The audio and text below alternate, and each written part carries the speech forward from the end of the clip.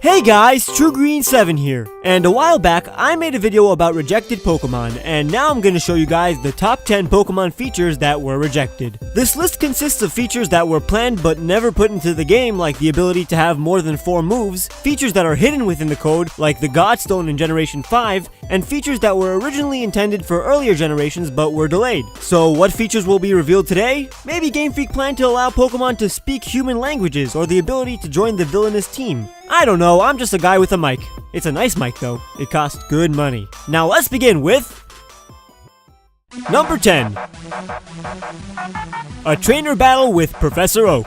In the Generation 1 games, unused trainer data along with a strong team for good old Samuel Oak is located in the code. This totally implies that the player was supposed to battle him at some point in the game. And by some point, I mean at the very end, cause damn are those Pokemon high leveled. He's got Tauros, Exeggutor, Arcanine, Gyarados, and the final evolution of your starter. Perform a few glitches and you'll see that the fact that his team is almost identical to your rival's final team may support the theory that Professor Oak was originally going to be the champion. After all, there's an email on his PC from the Pokemon League, which issues a challenge to all trainers and requests Oak to come visit them. This is some crazy stuff considering he's able to enter the Hall of Fame with you, which only champions are allowed to do, and the fact that at one point he was the champion in the Pokemon manga. Number 9. Buying Pokemon. Hey, so you know how some people accuse Pokemon of promoting animal abuse and slavery? Well, it's a good thing this wasn't really implemented in Pokemon Red and Green, because when Pokemon was just a concept called Capsule Monsters, some art reveals that Capsule Monsters were able to be bought and sold at Pokemarts, or Kapu Marts. This is indicated by the caption in which a trainer says, "Hey mister, I'll take this one please." To which the vendor answers, "Lapras, I don't know if you're tough enough to handle it yet, kid." This may also be the creation of the mechanic in which a trainer needs certain badges to train high-level Pokemon. Of course, in the final game, the only enforced way to buy a Pokemon was by exchanging them for tokens at the Celadon Game Corner. And of course, that Game Corner was run by Team Rocket, so it's not like Game Freak was condoning their actions. Oh yeah, and this dude sells you a Magikarp. He's alright. Number 8. Sweet Honey in Gold and Silver. We know that in Gen 4, honey was introduced as a way to attract rare Pokemon by slathering it on trees. But did you know that unused text in Generation 2 refers to an item called Sweet Honey, which seems to attract Pokemon the same way it does in Generation 4? The concept may have been abandoned for the use of Headbutt trees and the move Sweet Scent, and was brought back considering Sinnoh and Johto are forever linked by a bond so strong that not even Kanto can come between them. It's beautiful, man. Number 7. Discount sales and closed days in Hoenn Pokemarts. So we all know what a Pokemart is. I don't have to explain, right? Good.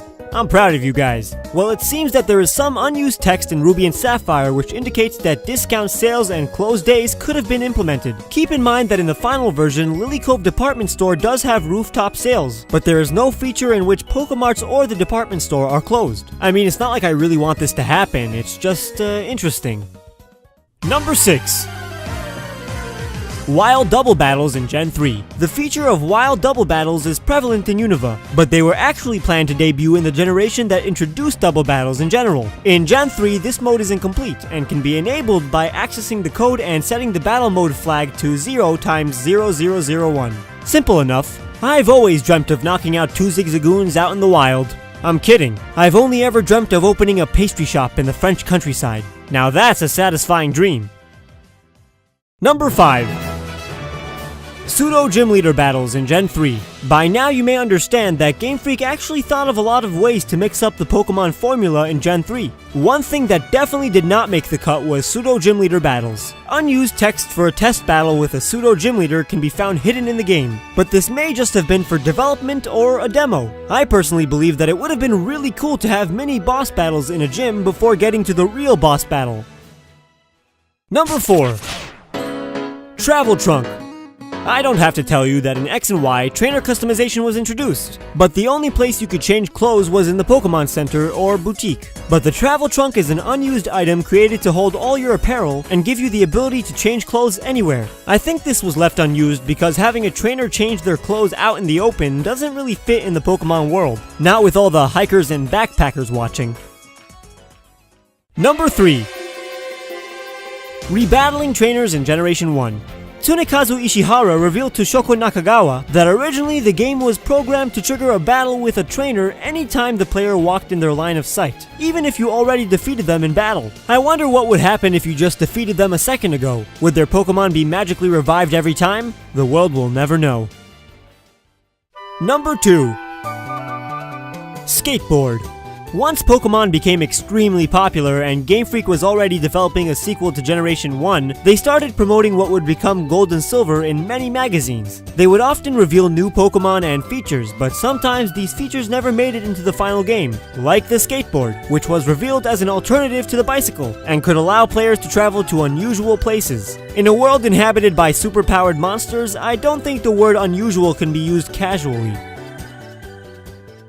And number 1 is... Battle against Arceus.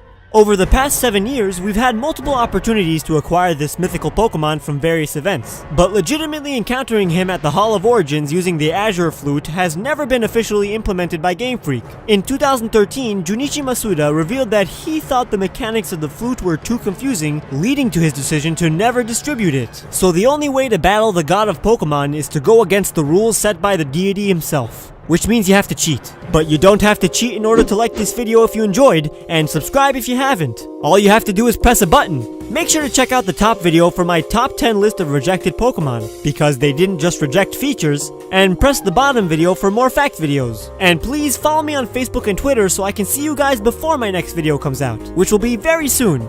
Bye guys!